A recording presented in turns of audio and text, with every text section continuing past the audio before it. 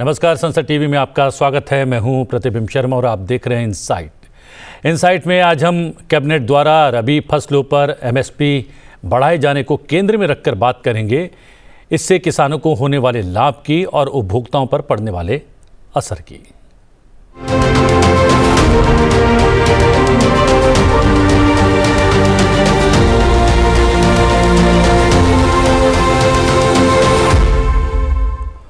सरकार ने वित्तीय वर्ष 2026-27 के विपणन सत्र यानी कि मार्केटिंग सेशन के लिए सभी अधिसूचित रबी फसलों का न्यूनतम समर्थन मूल्य बढ़ा दिया है।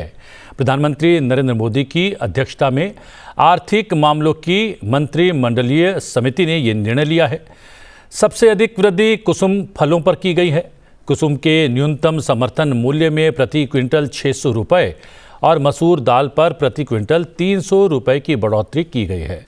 सरसों का न्यूनतम समर्थन मूल्य 250 रुपये प्रति क्विंटल, चना का 225 रुपये, जौ का 170 रुपये और गेहूं का 160 रुपये प्रति क्विंटल बढ़ाया गया है। माना जा रहा है कि संशोधित न्यूनतम समर्थन मूल्य से न सिर्फ किसानों को लाभ होगा बल्कि फसल विविधता को भी बढ़ावा मिलेगा, जिससे देश की कृषि अर्थव्यवस्था अधिक समायोजी बनेगी। विषय को जानने की कोशिश करेंगे दो विशेषज्ञों के माध्यम से। कृष्णवीर चौधरी जी, अध्यक्ष भारतीय कृषक समाज, हमारे साथ उपस्थित हैं। आपका बहुत बहुत स्वागत है। नमस्कार। डॉक्टर देवेंद्र कुमार यादव, उप महानिदेशक फसल विज्ञान ICAR भी हमारे साथ मौजूद हैं। आपका भी बहुत बहुत स्वागत है। नमस्कार। कृष्णवीर जी, माना जा रहा था कि कृषक क्षेत्र में थोड़ा सा उदासीनता आ रही है। अब क्या माना जाए, एक गुड फील फैक्टर जो है आ जाएगा किसानों के भीतर इस बढ़ोतरी के बाद, इस घोषणा के बाद? देखिए, जो देश की आवश्यकता को देखते हुए जिस तरीके से सरकार न्यूनतम समर्थन मूल्य में बराबर वृद्धि कर रही है, रबी का अभी दाम कैबिनेट ने अप्रूवल कर दिया है। चाहे गेहूं है, चना है, जौ है, मसूर है, सरसों है, कुसुम है, तो इन फसलों का जो दाम में वृद्धि की है, किसान अपनी मर्जी से, अपनी इच्छा से जो भी फसल उसको भाव अच्छा लगेगा, मान लीजिए उसको पसंद है कि सरसों का भाव अच्छा मिलेगा और मुझे सरसों को बुआई करनी है, तो समय है उसके पास सोचने का। गेहूं में 160 रुपये की वृद्धि की है, ये एक अच्छी वृद्धि है। अगर आप देखें, जौ को भी आप देखिए कि 170 रुपये उसमें बढ़ाकर उसको 1980 रुपये किया गया है। तो ये किसानों का सरकार की योजनाओं को सीधे सीधे लाभ पहुंचाने का जो कार्य है, जो प्रयास है। और एक बात मैं और आपसे कहूँगा कि पिछले 10 सालों के अंदर सरकार ने जो न्यूनतम समर्थन मूल्य पर खरीद बढ़ाई है, वो एक बहुत बड़ा अचीवमेंट है देश के किसानों के लिए सरकार के द्वारा। दलहन और तिलहन के क्षेत्र में सरकार ज़्यादा से ज़्यादा जो खरीद कर रही है और अब दोबारा से फिर इसको आगे बढ़ावा दिया है। इसके साथ ही जो दलहन के मिशन का कहा है 11,440 करोड़ रुपया कैबिनेट ने जो अप्रूव किया है, ये एक बड़ी अच्छी शुरुआत है। और ये 2025-26 से लेकर 30-31 तक के लिए मिशन मोड में जो है सरकार ने शुरुआत की है। देश की आवश्यकता है आयात पर निर्भरता को कम करने के लिए और किसानों की भागीदारी बढ़ाने के लिए, ज़्यादा उत्पादन करने के लिए ये योजनाओं की शुरुआत है। तो दोनों योजनाएं जो कैबिनेट अप्रूव की, मैं स्वागत करता हूं। देश के किसानों को इसका बड़ा लाभ मिलेगा। हम देख रहे हैं कि कुछ समावेशी जो है योजना बनाकर सरकार हर क्षेत्र में जो है फील गुड फैक्टर लाने का प्रयास कर रही है। GST की दरों में जो है घटोतरी की गई है और माना जा रहा है कि उससे जो है थोड़ा मजबूत हुआ है उपभोक्ता और ख़रीदारी भी बढ़ी है, उसकी कैपेसिटी भी बढ़ी है। ऐसे ही किसानी के क्षेत्र में ये घोषणा भी बड़ी मील का पत्थर मानी जा रही है। लेकिन मैं जो ये ट्रेंड देख रहा हूँ इस घोषणा का, न्यूनतम समर्थन मूल्य प्रति क्विंटल का, तो ये कुसुम 600 रुपये, मसूर दाल प्रति 300 रुपये और फिर ये धीरे धीरे कम होता जा रहा है, 250 रुपये, 225 रुपये, 170, 160। ये किस तरीके से सेट किया गया होगा ये मूल्य, देवेंद्र जी? ये मूल्य असल में जिस तरह का फसल पे जितना टोटल खर्च आता है इनपुट का और कितनी उसकी पैदावार है फसल की, मेन सरकार का उद्देश्य यही है कि सभी फसलों को किसानों के खेत पे बराबर जगह मिले और किसान की जो प्रॉफिटेबिलिटी है, किसान का लाभ है, वो बराबर रहे। उसी को ध्यान में रखते हुए गेहूं में जैसे कि हम जानते हैं कि एवरेज उत्पादकता हमारे किसान वैसे तो 3600 केजी पर हेक्टेयर है, लेकिन 50 क्विंटल, 60 क्विंटल, 70 क्विंटल, तो उसी प्रपोर्शन में उसमें जो बढ़ोतरी की गई है वो 160 रुपये की है। 160 से भी अगर हम 40 क्विंटल प्रति हेक्टेयर की एवरेज मानते हैं तो वो भी 6,500 से 7,000 रुपये प्रति हेक्टेयर जो है किसान को एक सीजन में 1 हेक्टेयर से फ़ायदा होता है। उसी तरह से जौ का जैसे 170 बढ़ाया तो जौ में भी वही है। और चना मसूर में जैसे कि पैदावार 12 क्विंटल 13 क्विंटल के आसपास रहती है, एवरेज 10 क्विंटल रहती है, तो उसमें 300 रुपये पर क्विंटल के हिसाब से बढ़ाया गया है। उसी तरह से सरसों में भी जैसे पैदावार काफ़ी अच्छा है और जिस तरह से बताया कृष्णवीर जी ने भी कि दलहन और तिलहन को बढ़ावा देने के लिए सरकार ने बहुत प्रयत्न किए हैं, तो उसी दिशा में सरसों में एवरेज तो 14-15 क्विंटल की है, लेकिन किसान 20 से 30 क्विंटल तक पैदा लेते हैं। तो 20 अगर 15 की भी एवरेज मानते हैं तो कम से कम 6,000 के आसपास का उसको प्रति हेक्टेयर मुनाफा इस MSP के बढ़ाने से होगा। कुसुम की पैदावार बहुत कम है, 6 से 7 क्विंटल 5 क्विंटल की एवरेज रहती है, तो उसी को ध्यान में रखते हुए कि भाई किसान की प्रेफरेबिलिटी ऑयल सीड्स को किस तरह से हम आगे बढ़ाएं, उसको ध्यान में रखते हुए उसमें सबसे अधिक मूल्य वृद्धि की गई है कि वो 600 रुपये है, ताकि किसान कम से कम उसको 4,000 रुपये प्रति हेक्टेयर में किसान को मुनाफा मिल सके। तो एक बैलेंस बनाने के लिए सभी फसलों का, गेहूँ और धान से कैसे दूसरी ऑयल सीड पल्सिस फसलें भी कम्पीट करें और किसान उसको छोड़ के गेहूं की तरफ या कोई दूसरी मक्की की तरफ, धान की तरफ नहीं बढ़े। हालांकि उनकी जो सिचुएशन है वो बिल्कुल अलग है। ये oil seed pulses totally rain fade और मार्जिनल एरियाज़ की क्रॉप है, फिर भी जहां थोड़ी सी पानी की उपलब्धता होती है किसान गेहूं की तरफ दौड़ता है। लेकिन अगर हम इन फसलों की बात करें तो निश्चित रूप से किसान इस तरह का जो मूल्य मिलेगा तो वो इन फसलों पर टिकेंगे और जो हमारी पल्सिस ऑयल सीड की सिक्योरिटी की बात है वो निश्चित रूप से उसमें हमें सहायता करेगी।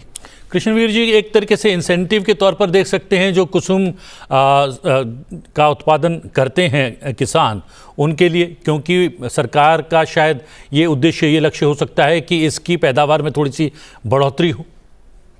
देखिए, उद्देश्य उत्पादन बढ़ाने का है तिलहन के क्षेत्र में, और क्योंकि इसकी जो सैफ्लावर की उत्पादकता है वो हमारे देश में कम है, उसको बढ़ावा देने के लिए न्यूनतम समर्थन मूल्य में जो है 600 रुपये की वृद्धि की गई है, और उसका जो 5,940 रुपये मूल्य है उसको अगर आप सरसों से भी देखें तो सरसों का मूल्य अभी भी उससे ज़्यादा अच्छा रखा गया है, क्योंकि 5,950 रुपये अभी भी इसमें सरसों का मूल्य रहेगा। बड़ी बात यह है, मैं ये आपसे कहना चाहता हूं कि किसान ये चाहता है कि जो सरकार द्वारा घोषित मूल्य है वो उसको मिल जाए किसी तरीके से, और उसको मिले कैसे, इसके लिए सरकार ने दलहन और तिलहन की जो खरीद की योजना बनाई है और किसानों का रजिस्ट्रेशन शुरू करवा दिया गया है कि आप अपना रजिस्ट्रेशन करिए दलहन और तिलहन के क्षेत्र में और सरकार उसमें ज़्यादा से ज़्यादा खरीद करेगी। जब सरकार ज़्यादा खरीद करती है तो एक तरीके से ये मार्केट इंटरवेंशन है। अगर सिर्फ बाजार पे ही छोड़ दिया जाएगा तो फिर वो किसानों का शोषण होगा, उसे उसकी फसल का दाम नहीं मिलता। अभी आपने कहा कि यादव जी से कि किस तरीके से दाम तय करते हैं। देखिए, न्यूनतम समर्थन मूल्य तय करने में A2 + FL + 50% की बात कही जाती रही है, लेकिन इसमें कुछ फसलों का जो है 100% तक भी बढ़ावा दिया गया है। जो लागत है उसे A2 कहेंगे आप, सीधी लागत है, और फार्म लेबर को FL कहते हैं, और उस पर मुनाफा जोड़कर ये दाम घोषित करते हैं।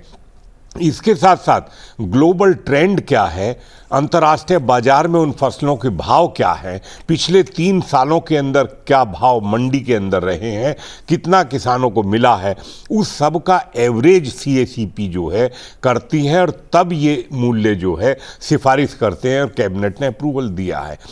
सरकार का उद्देश्य एक उद्देश्य है कि किसानों को किसी तरीके से उनकी आर्थिक स्थिति में सुधार लाएं, उनकी आमदनी को बढ़ाने के लिए, उनकी फसल का उचित मूल्य देने के लिए सरकार का ये प्रयास है। बहुत सराहनीय प्रयास है। मैंने आपसे पहली बार कहा कि खरीद के ऊपर निर्भर करता है, सरकार जितना खरीद करेगी। मेरा तो एक और भी सुझाव रहा है कि किसानों को बाजार में खुला बाजार चाहिए आज, और इंडस्ट्री के साथ भी सीधा सीधा रिश्ता, चाहे वो कॉन्ट्रैक्ट फार्मिंग के द्वारा हो या जैसे भी हो, किसानों को आगे आना पड़ेगा। और जितना किसान बाजार में आगे आएगा और सरकार जितना खरीद ज़्यादा करे, उसका लाभ किसानों को होगा और उनकी आमदनी में वृद्धि होगी। ये हकीकत है इस देश के बाजार की और किसानों की फसलों की। मुझे कई बार अफसोस होता है जो लोग ये कहते हैं कि साहब सरकार क्या कर रही है। सरकार ने 10 साल के और 11वें साल में इतना कुछ खरीदी किया है कि 2 गुने से ज़्यादा तो गेहूं की और चावल की खरीदी की गई है, और दलहन और तिलहन का तो आप हिसाब नहीं देख सकते कितने भारी बड़े पैमाने पर इस सरकार ने खरीदी की है। इसीलिए आज किसान इसकी पैदावार की तरफ बढ़ रहा है। देवेंद्र जी, खुला बाजार होना चाहिए, ये प्रयास सरकार ने किया था। 3 विशेष कानून लाए भी गए थे, एक दबाव बनाया गया, एक किसानों के बीच जो है विशेष एक वर्ग ने जो है दबाव बनाया और वो नहीं हो पाया है। लेकिन अब क्या संभावनाएं देखती हैं? जैसा कि कृष्णवीर जी ने कहा कि सरकार ने जितनी खरीदारी की है पिछले 10-11 वर्षों में, अपने आप में एक रिकॉर्ड है, लेकिन उसके बावजूद भी MSP बढ़ाए जाने के बावजूद भी बाजार खुल जाए पूरी तरीके से किसानों के लिए, उसके लिए क्या कुछ करना भी बाकी है? नहीं, ये तो जो कानून की जैसे आपने बात कही, तो कानून तो कहीं न कहीं कोई इस तरह का एक मानसिक वो रहा, और जितने भी आंदोलन हुए, जितने समय तक लोग बैठे रहे, तो उसमें उसको सही तरीके से समझने की कोशिश नहीं की गई। आज हमारा जो 86% किसान है वो स्मॉल और मार्जिनल किसान है। आप जैसे चाहे इनपुट की कॉस्ट देखिए, चाहे मैकेनाइजेशन की बात करिए, विदेशों की बात करते हैं तो वहाँ पे एक किसान के पास 5,000 हेक्टेयर है, 10,000 हेक्टेयर है, प्योरली मैकेनाइजेशन है, पूरा इरिगेशन, फर्टिगेशन, सोइंग, हार्वेस्टिंग। तो वो जो कानून का जो एक उद्देश्य था कि अगर ये इस तरह से एकीकृत खेती होती है तो उसमें निश्चित रूप से इस तरह का जो भी मॉडर्न टेक्नोलॉजी आएगी वो निश्चित रूप से वो मदद करेगी। लेकिन आज किसान देखते हैं कि मैकेनाइजेशन के नाम पे एक बिजाई के अलावा बाकी गेहूं में, धान में थोड़ा कंबाइन हार्वेस्टर का प्रयोग होता है, दलहन तिलहन में ऑलमोस्ट नगण्य है। तो उसकी वजह से जो पोस्ट हार्वेस्टेड लॉसेज होते हैं, जो इनपुट कॉस्ट बढ़ती है छोटे छोटे उसके लिए, और जो एक पूरा उसका जो पोटेंशियल उस ज़मीन का हम ले सकते हैं, उसमें निश्चित रूप से वो उस तरह का नहीं आता है जो कि एक लार्जर एरिया पे आ सकता है। तो उसमें जो एक FPO का जो प्रोग्राम सरकार ने चलाया और बड़ी संख्या में FPOs जो डेवलप किए हैं, तो वो एक उसी तरह का मॉडल है कि उसमें बहुत से किसान, 1000 से लेके किसान जुड़ रहे हैं और वो अपनी भूमि को एक जगह ला रहे हैं। उनका एक कॉमन प्रोग्राम है, मार्केटिंग का कॉमन प्रोग्राम है, वैल्यू एडिशन का कॉमन प्रोग्राम है।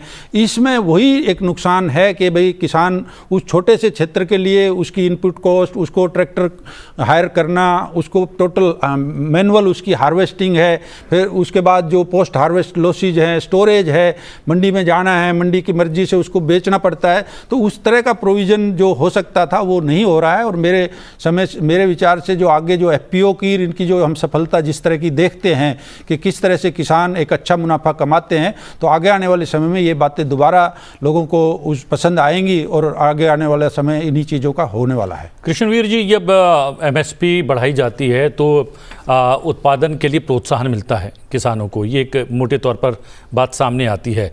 लेकिन फिर बात वहीं आ जाती है, उत्पादन बढ़ता है, सरकार की अपनी एक सीमा है खरीदारी की, तो एक बड़ी चुनौती भी सामने आ जाती है। देखिए, सरकार के सामने जो आपने चुनौती की बात कही, इस सरकार ने सरकार के लिए भी है, किसानों के लिए भी है।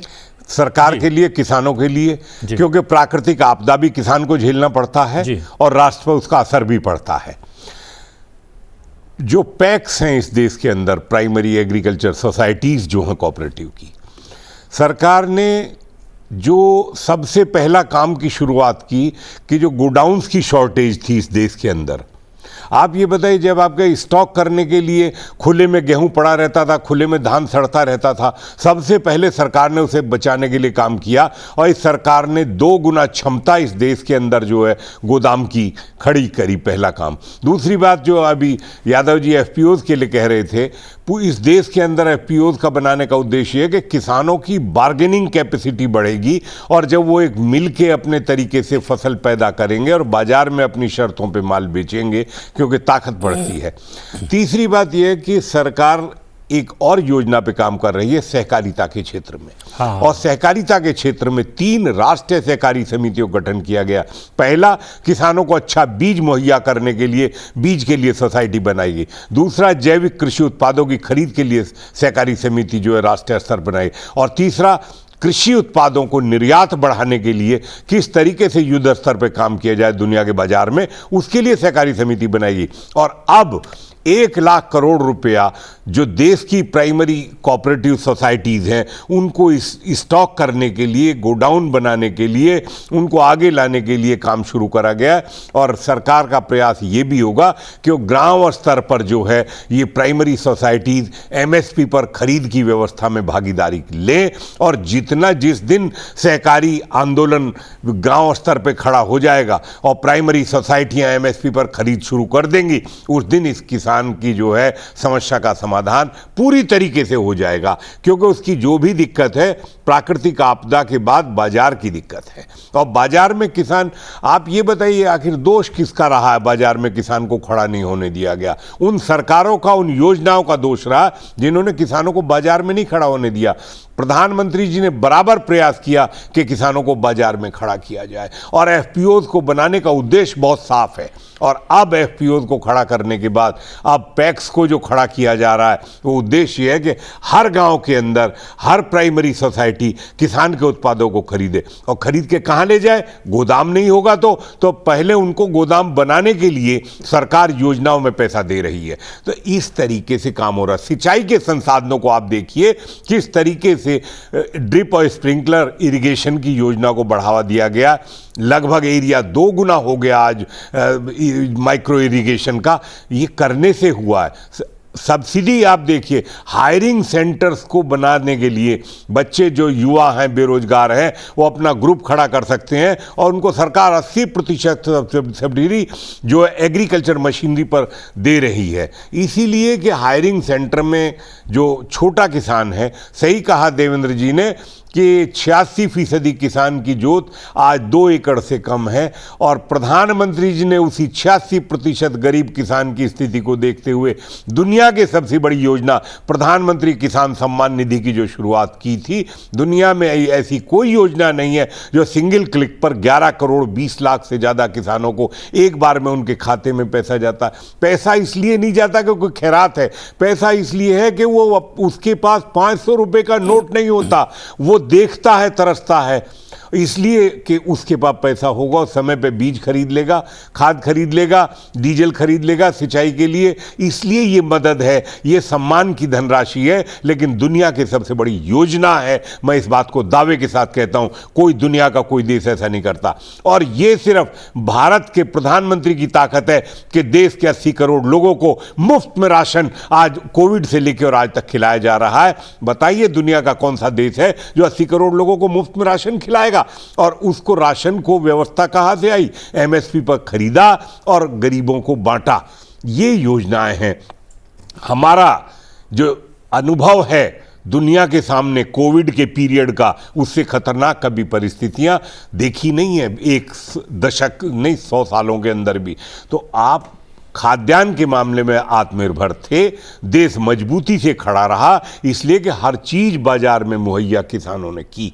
दुनिया की बड़ी बड़ी ताकतें धराशायी जब हो रही थी कोविड के अंदर, उस समय भारत मजबूती से खड़ा था और आगे बढ़ रहा था। ये चीजें सरकार की योजनाएं और इस देश के किसान और हमारे वैज्ञानिक और हमारी नीतियों का ये सारा मिला जुला प्रयास है, जो परिणाम देश के सामने बिल्कुल स्पष्ट रूप में सामने दिखता है। देवेंद्र जी, ये एमएसपी में बढ़ोतरी माना जा रहा है कि फसल विविधता को भी कहीं ना कहीं वो बढ़ावा मिले, अलग अलग फसलों को जो है उसका प्रयोग करे किसान।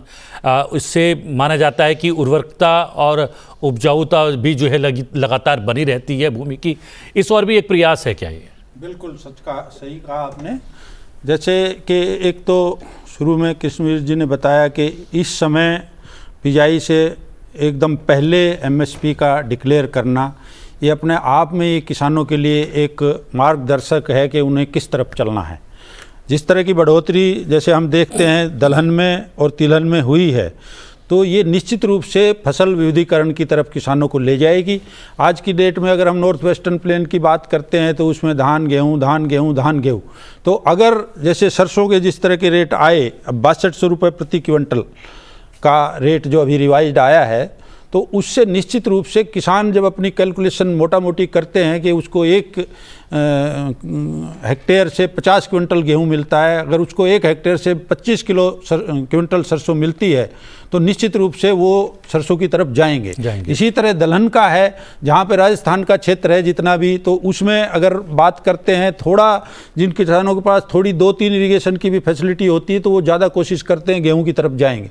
इसमें अगर जिस तरह के इसमें एमएसपी मसूर की हम देख रहे हैं, चने की देख रहे हैं, और पानी की बहुत ज़्यादा आवश्यकता नहीं है, तो वो पूरा कोशिश करेंगे कि हम गेहूं और धान की तरफ कम जाएं, जैसे खरीफ की बात होगी तो, और हम दलहन की तरफ जाएं। तो ये निश्चित रूप से सीजन से पहले जो डिक्लेरेशन है ये इन दलहनी और तिलहनी फसलों का एरिया बढ़ाएंगे। और तिलहनी फसलों में आमतौर पर सरसों पे तो मेरे विचार से इस बार 0.5 से 1 मिलियन हेक्टेयर एरिया के आसपास सरसों में बढ़ेगा, क्योंकि एक तो समय पे बरसात का होना सितंबर और अक्टूबर में जो अभी तक का मौसम चल रहा है, और दूसरा ये एमएसपी का आना बहुत समय पे, तो निश्चित रूप से विविधीकरण के लिए एक मील का पत्थर शामिल होगा जो ये अभी एमएसपी डिक्लेयर की गई है। कृष्णवीर जी, हम लोगों ने एक संकल्प लिया है विकसित राष्ट्र बनने का, और विकसित राष्ट्र वही हो सकता है जो आत्मनिर्भर हो।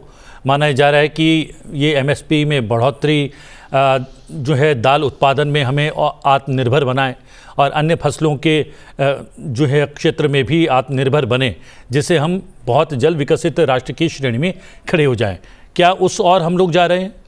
देखिए, जो प्रयास हैं, वर्तमान परिस्थितियां सरकार ने जो अपनाई हैं, ये जो 2047 का प्लान किया जा रहा है, हम ये चाहते हैं, भारत सरकार की उद्देश्य बहुत साफ है कि 2047 तक देश खाद्यान्न का मामला हो, तिलहन का मामला हो, चाहे वो अनाज का मामला हो, मिलेट्स का मामला हो, हर चीज़ जो देश की आवश्यकता है उसमें देश आत्मनिर्भर हो, और देश का जो निर्यात है उसको बढ़ाने की योजनाओं पर काम करने के लिए इन सब प्रयासों किया जा रहा है। अभी यादव जी ने एक बहुत अच्छी बात कही कि जो दलहन की और तिलहन की बात है, क्योंकि उसमें कम पानी लगता है दलहन के अंदर अगर हम देखें तो, और समय पर कम समय में जो है सरसों की जो फसल है कम समय में अच्छा दाम जो है दे रही है।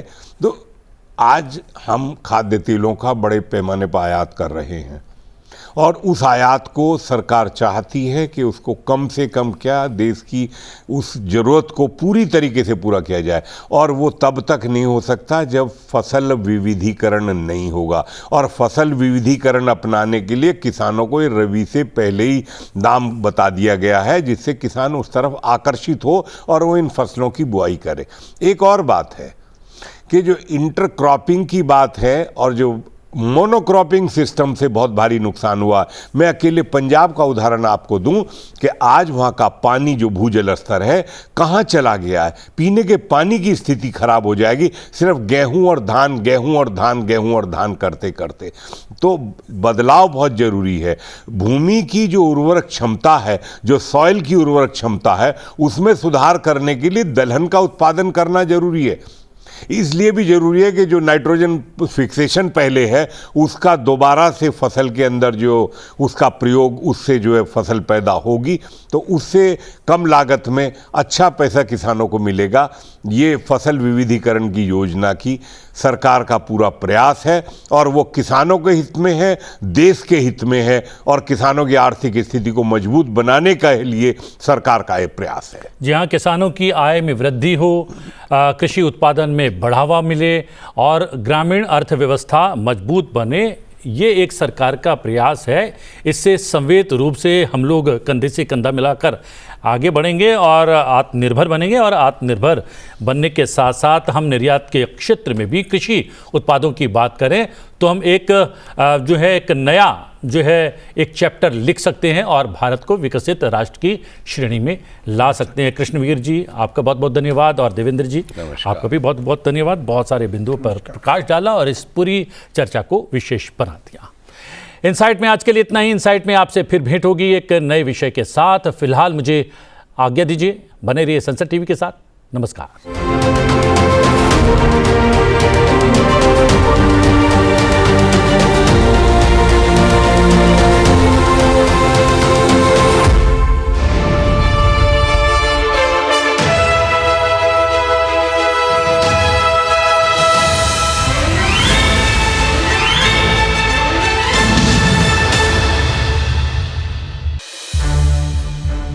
संसद टीवी के और भी प्रोग्राम्स देखने के लिए सब्सक्राइब करें हमारा YouTube चैनल और हाँ, इन्हें लाइक और शेयर करना ना भूलें।